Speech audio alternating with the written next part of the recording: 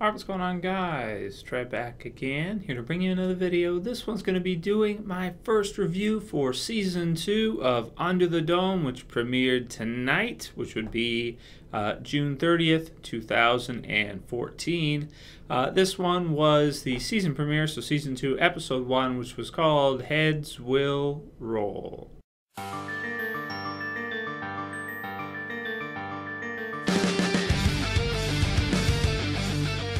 Right, so I'm going to do my best to try and kind of wrap up this episode in a review, and I need to say right off the bat, this one will contain spoilers.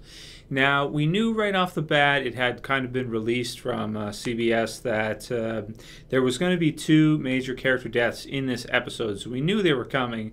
We just didn't know who it was going to be, and the two that it ended up being were some of the least likely that I thought of in the entire show, to tell you the truth. They were really shocking, unexpected deaths in the premiere. So, major spoilers. If you guys haven't seen it yet and you're intending to watch it, then going to be talking about who. So, you may not want to watch if you still intend to watch the premiere. But anyway, so spoiler warning.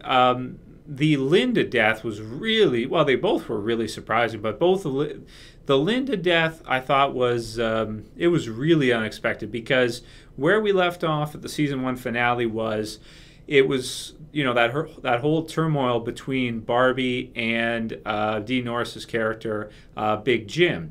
So if there was going to be a death, and if there are going to be two, I would have figured one of them would be either of them. One of the two of them has to go. Instead, of course, Linda was a character that I thought they were going to keep on for a really long time. She had been developed quite a bit in the first season. We knew about her love interest there.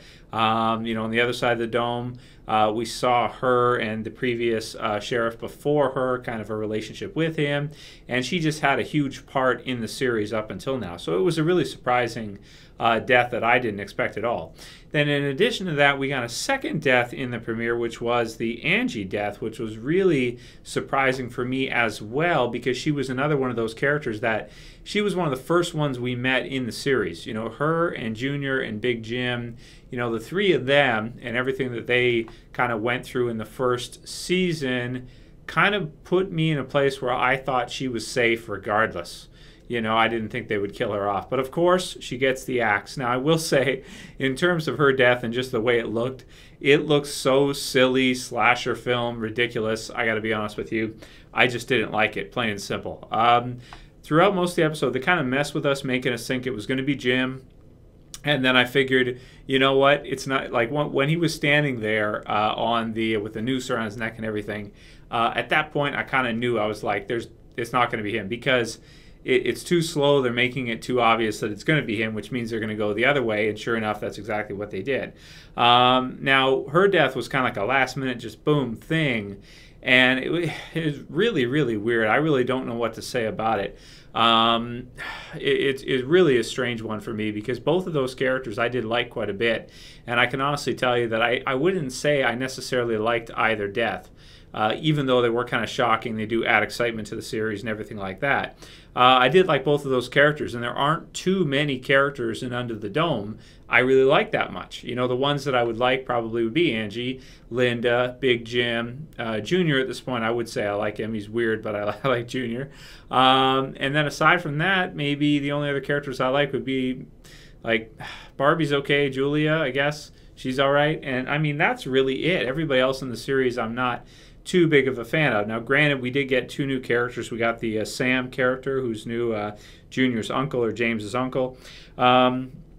And then we had the other one, which was Rebecca, who is a high school science teacher, so she can kind of give us some, some strategies and things to work on, and sort of give the show some direction, as we've already got to see at the end of the episode, where she kind of lets Jim know that a lot of their electrical equipment, their power has been fried, so they're going to have trouble with clean water, and there's going to be all kinds of problems coming, in the near future.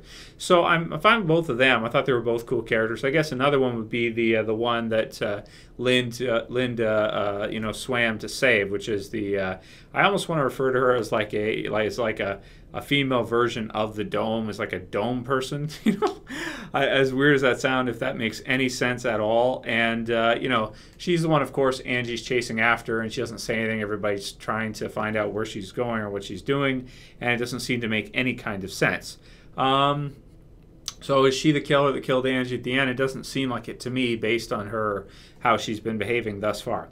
So I mean, the show is really strange. Also, Stephen King had a cameo in this one, which is kind of cool near the end there. If you guys saw it, he asked Angie for some more coffee, which was cool. Man, but all the other stuff in it, the effects were great in this episode. Seeing the house get destroyed by the dome, like the magnetic force, seeing all the magnetic things flying around was really cool. The nail in the hand was cool, or at least shocking and kind of scary anyway. And the episode was pretty frantic for the first, I want to say, like half an hour of it. At a point where I was like, I'd pause it, take a break, come back and watch the rest, because I'm like, wow, this is just a lot of stuff going on, a lot of stuff to take in very quick, and a lot of it's really out there. Like you've got Junior's mom now who, where is she at? What is she doing? Is she in like some kind of dome dimension or something, or is she outside the dome, or is she even alive, or what's the deal with her? Does it make any sense at all?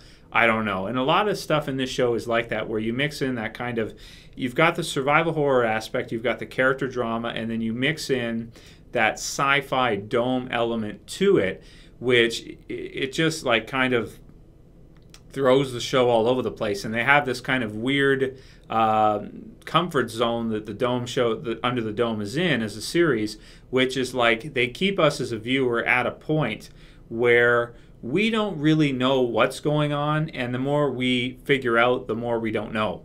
And they keep us at that kind of a zone, that kind of a spot where the dome somehow interacts with the people, somehow causes Jim to have hallucinations and other characters to have hallucinations, and this monarch thing and all these different things to happen.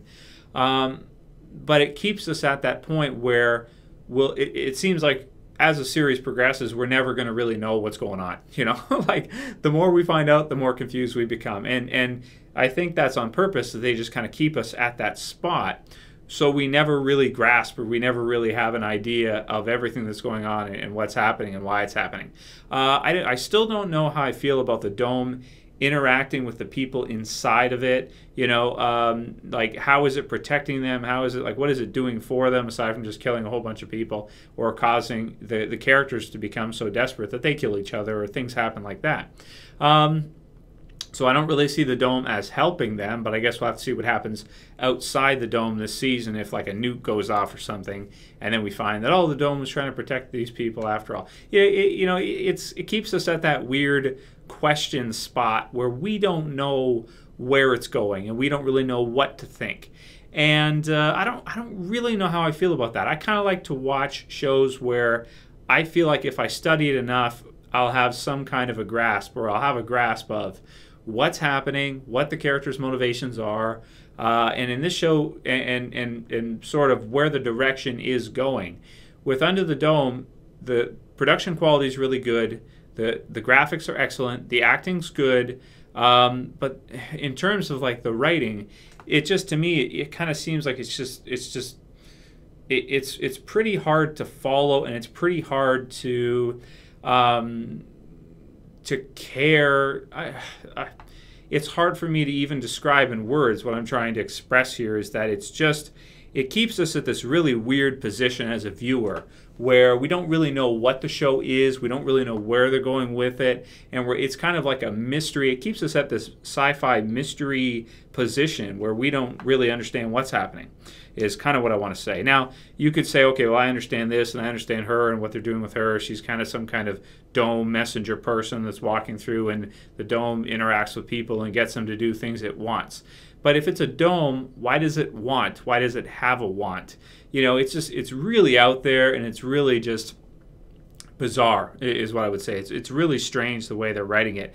And they're definitely not keeping it at kind of like a easy to understand type of level for a series. It's kind of all over the place, to the point where it doesn't really want you to understand everything that's happening. It wants you to have all these questions, and then continue to have questions, and then as certain things are answered, more questions come up. and just more and more and more and more and more. And it feels like to me at this point in the series that that's just going to be the way the series goes all the way through until maybe if they have a final season, some of these different things will be answered, or we'll see some of these things all wrapped up, so we'll understand mostly everything at the end when it wraps up. Or maybe the show, if the show gets canceled or something, it'll leave us at a point where we never really understand where it's going or what they're doing or, anything like this. So I don't know how I feel about that. I really don't know how I feel about that. But I got to respect the production quality of it. I got to respect how much work they're putting into the show, trying to make it as good as they can, and how kind of open and how much effects are and all these crazy things coming in together. So it leaves me at a position with a review where I don't really know how I can rank this accurately. How I can say, like, let's give it a score. I'm going to give it an 8 out of 10, I guess, for the premiere. But I will say that it's pretty hard to follow. It's pretty all over the place, and I don't know. I mean, I can see people loving the series because they like that kind of mystery, sci-fi not understanding, and I can see people that hate it because they're just like totally taken out of it, and they can't follow it because it's just too crazy.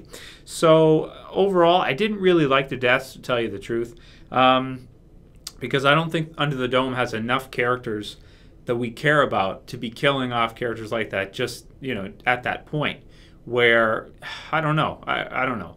But let me know what you guys think about this episode. Let me know what you thought about it and what kind of a score you would give it. I'm going to give it an 8 out of 10. I think that's fair, with 6.5 being average. So, it's definitely an above average show. It's definitely really well done in terms of what they put into it and everything. It's just the writing for me is a little bit too... I guess I wish the show might be a little bit more simplistic in terms of direction.